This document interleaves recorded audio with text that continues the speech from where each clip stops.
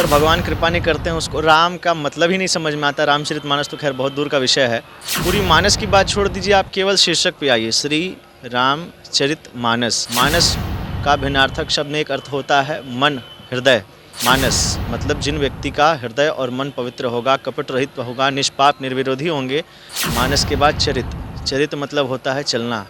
राम जी चले हैं राजा रघु के बताए हुए पंथ पर। तो जिनका मानस मतलब मन और हृदय पवित्र होगा, जो राम जी के बताए हुए पंथ पर चलेंगे, तो फिर आते हैं राम। एक होना, एक शिक्षित होना और एक विद्या अर्जित किए हुए व्यक्ति में बड़ा अंतर होता है। उनको अभिमान हो सकता है महाराज, ये होता है, घमंड, अभिमान हो सकता है।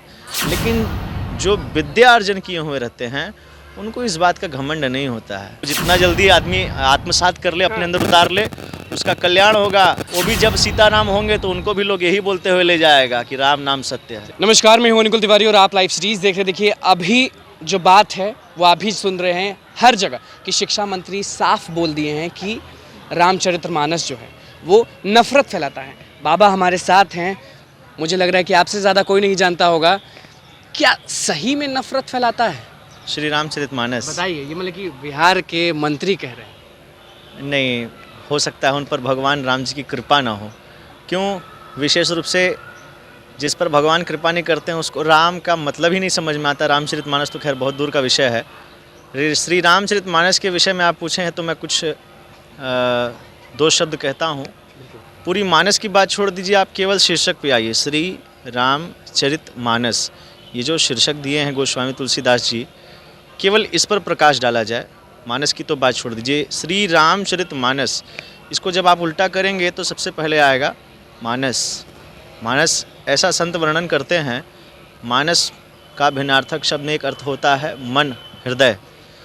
जिन व्यक्ति का मन और हृदय पवित्र होगा, मानस मतलब जिन व्यक्ति का हृदय और मन पवित्र होगा, कपट रहित होगा, निष्पाप निर्विरोधी होंगे, भगवान को रामचरितमानस को मानने वाले होंगे। फिर आता है चरित, मानस के बाद चरित। चरित मतलब होता है चलना। राम जी चले हैं राजा रघु के बताए हुए पंथ पर। तो जिनका मानस मतलब मन और हृदय पवित्र होगा, जो राम जी के बताए हुए पंथ पर चलेंगे, तो फिर आते हैं राम। उनको डंका के चोट पे राम जी मिलेंगे। और जिस दिन राम जी मिल जाएंगे उसके बाद आता है श्री। जान जाइए, जिसके नाम के आगे ही श्री लग गए तो जान जाइए उस व्यक्ति का दिन दुगनी रात चौगनी उन्नत होने लगता है। जो व्यक्ति अगर रामचरितमानस पढ़ा होगा, चरितमानस पढ़ा होगा, तो मुझे लग रहा है कि वो तो ये शब्द कह ही नहीं सकता। क्यों कहेंगे? देखिए, एक होना, एक शिक्षित होना और एक विद्या अर्जित किए हुए व्यक्ति में बड़ा अंतर होता है। जो शिक्षित होते हैं उनको अभिमान हो सकता है, अरे हम तो MBA क के बैठल बानी, हमारा तो LLB बा, हमारा तो केहू कुछ नहीं बोल सकत। काहे? उनको अभिमान हो सकता है महाराज, ये होता है, घमंड, अभिमान हो सकता है। लेकिन जो विद्या अर्जन किए हुए रहते हैं उनको इस बात का घमंड नहीं होता है। शिक्षा मंत्री हैं जो बोल रहे हैं। हम बता रहे हैं, वही बता रहे हैं कि शिक्षा और विद्या का अंतर एक बता रहे हैं।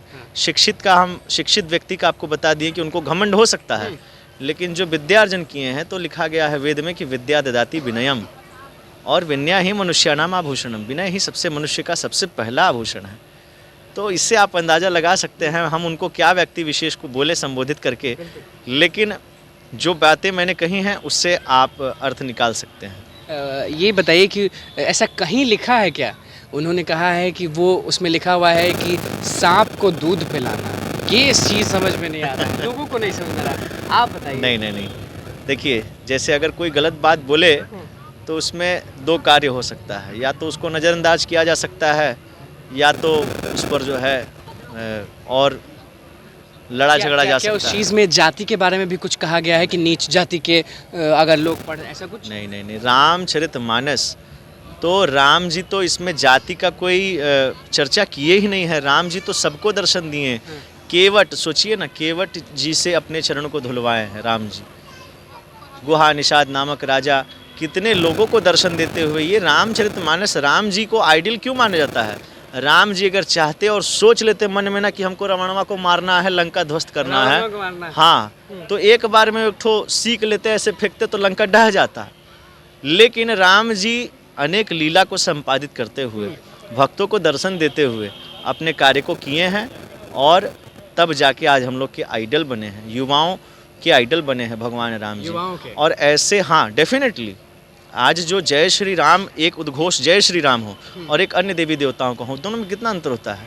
जय श्री राम में एक अलग युवा जोश दिखाते हैं। डेफिनेटली राम नाम देखिए, जो इस बात को कहें कि श्री रामचरितमानस और राम जी गलत हैं या जो कहे हैं हमको तो पता नहीं, लेकिन आपको एक बात उस व्यक्ति को आप कुछ कहना नहीं चाहेंगे? डेफिनेटली हम उनको विशेष रूप से ये बात बोलना चाहेंगे भैया कि जब वो भी मरेंगे और उनका भी जब अर्थी सजेगा ना, तो चार लोग ये कहेंगे कि राम नाम ही सत्य है। जो भी ये बात को बोले हैं, जो व्यक्ति इस बात को कहे हैं कि रामचरितमानस गलत है या राम जी गलत है। नाम क्या हुआ आपका? हमारा नाम पंडित अभिषेक पाठक।